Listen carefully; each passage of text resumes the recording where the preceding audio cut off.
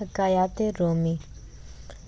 ایک عورت کو اللہ ہر بار اولاد نرینہ سے نوازتا، مگر چند ماہ بعد وہ بچہ فوت ہو جاتا، لیکن وہ عورت ہر بار صبر کرتی اور اللہ کی حکمت سے راضی رہتی تھی۔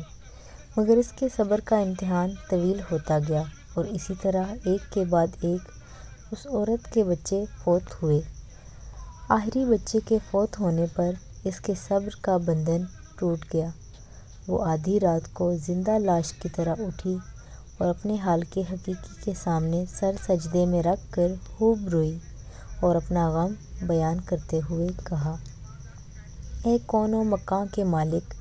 تیری اس گنہگار بندی سے کیا تقصیر ہوئی کہ سال میں 9 مہینے خون جگر دے کر اس بچے کی تکلیف اٹھاتی ہوں، اور جب امید کا درخت پھل لاتا ہے تو صرف چند ماہ اس کی بہار دیکھنا نصیب ہوتا ہے۔ آئے دن میرا دل غم کے ہول کا شکار رہتا ہے کہ میرا بچہ پروان چڑھے گا بھی کہ نہیں۔ اے دکھی دلوں کے بھید جاننے والے، مجھ پر اپنا لطف و کرم فرما دے۔ روتے روتے اسے اونگ آ گئی۔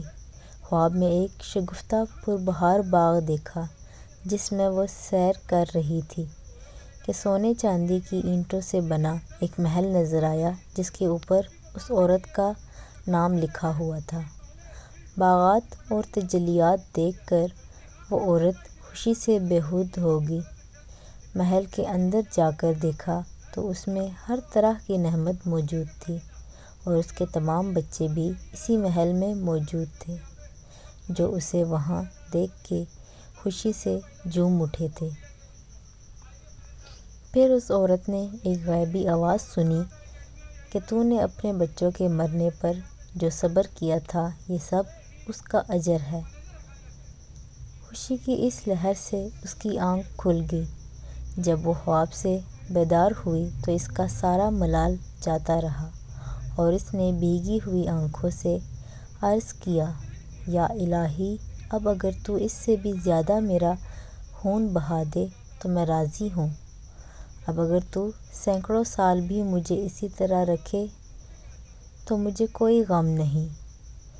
یہ انعامات تو میرے صبر سے کہیں زیادہ ہیں۔